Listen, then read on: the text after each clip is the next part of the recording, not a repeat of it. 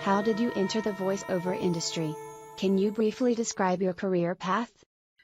So I was always a theater kid. I did theater in high school, and I did my undergraduate degree majoring in theater as well, in the States, and then came to the UK in 2010 to do a master's degree at Royal Welsh College of Music and Drama.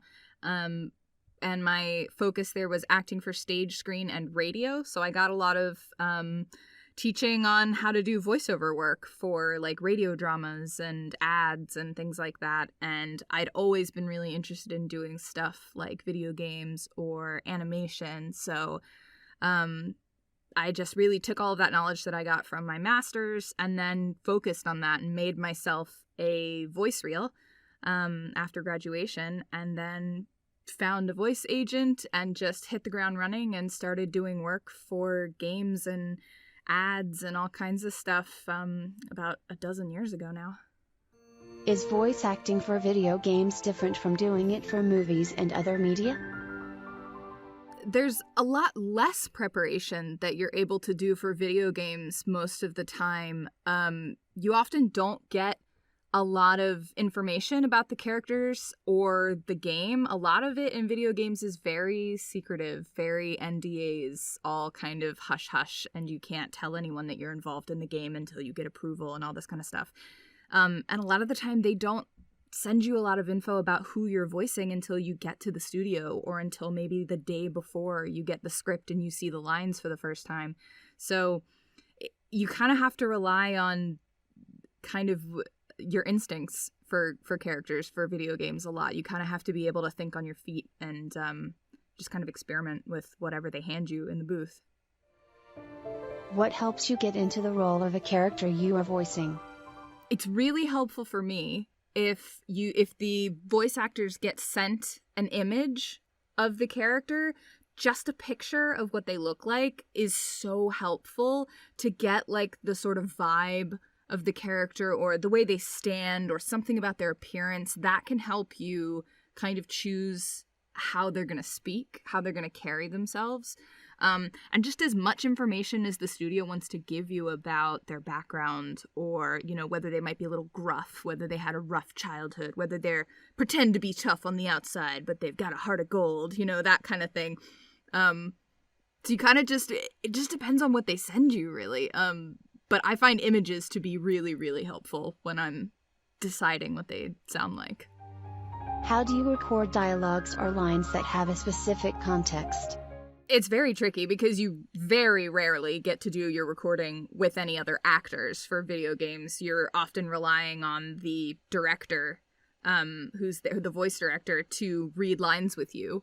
Or sometimes in the script, a lot of the times you just get the script and it's just your lines by themselves. So you have no idea what the context is. And you just have to hope that there's a game dev in the room or on the phone with the director who can go, sorry, what is this scene about? Like, what am I talking about here? Am I mad? Are we outside? Like, you have to do all of that in the booth.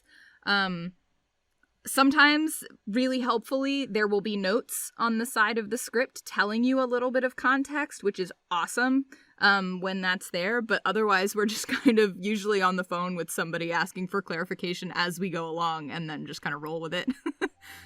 Do you have any interesting stories to share with us that happened over recording? I always like if I finish a recording earlier than we thought and we have a bunch of extra time and then we get to do a bunch of stuff for fun. Or they go, oh, while you're here, do you want to try this random character as well? And I get to do a little bit more in a different voice. That's always really fun. Or I think my favorite recording studio moment was I came in to do a job and the voice director went, right, so we kind of want you to emulate the vibe of this clip that I'm going to play for you right now. And they played this clip and it was of me doing a different game and they didn't realize that it was me. And I was like, oh, wow, you did a really good job casting because I can do that really well. How long does the recording session usually take? Some sessions are really short, depending on... So sometimes the scripts for video games are actively still being written while you're recording and they're not finished yet. So it kind of depends on how much of the game they have ready to record. So sometimes you'll go in for a 4-hour chunk and you're there and you crank out a bunch of scenes and all that. And sometimes you're just going in for an extra hour because they've added an extra scene. So it's between 1 and 4 hours each time. It's always just kind of it just depends on how much of the script is done and ready.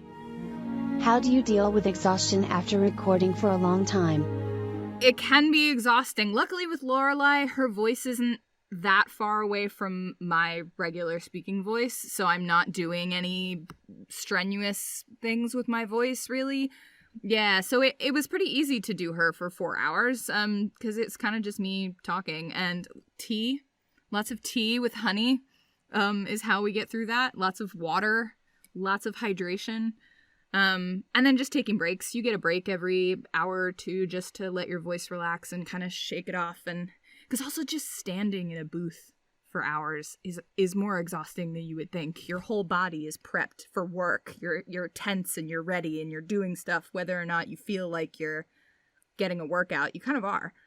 The hardest sessions, I think, are when you have to do a lot of combat-related lines, a lot of screaming, a lot of like effort noises and barks and shouts and all that kind of stuff, because that takes so much of your body to do those authentically and really well. And your voice gets tired, but also like your abs are tired from tensing and feel like you've done crunches after a really hardcore battle session.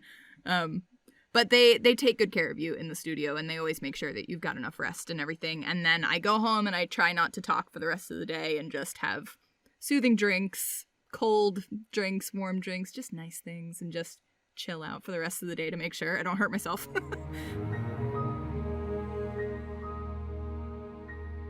I love to either watch somebody else play or watch clips of people streaming it or play it myself, depending on whether it's on a console that I have. I only recently just got myself a Steam Deck, so now I can play so many more games than I could before.